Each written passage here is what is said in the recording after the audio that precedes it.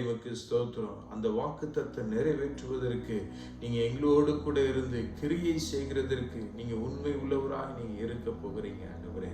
அது மாத்திரம் இல்லப்பா, எங்களை நீங்க ஸ்திரப்படுத்த போகிறீங்க, எங்களை பலப்படுத்த போகிறீங்க, எங்களை நீங்க உறுதியாய் ஆண்டவரே கட்டாவ போகிறீங்க. அதற்காக நாங்கள் உமக்கு நன்றி என்று சொல்லுகிறோம்.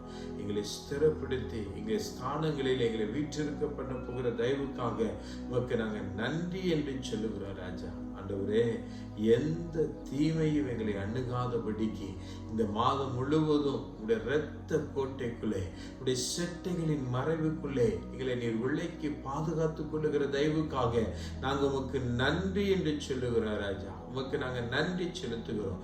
இந்த ஜெபத்தை என்னோடு கூட இணைந்து ஜெபிக்கிற ஒவ்வொரு பிள்ளைகளையும் என் தேவனுடைய இரத்த கோட்டைக்குள்ளே நீர் மறைத்து கொள்ளுவீராக, அவருடைய தேவைகளை சந்திப்பீராக. ஆண்டவரே, எந்த தீமையும் அவர்களை அணுகாதபடிக்கு, எந்த தீமையும் அணுகாதபடிக்கு தேவநீர் அவர்களை மறைத்து பாதுகாத்துக் கொள்ளும்படியாய் ஜெபிக்கிறேன் அப்பா.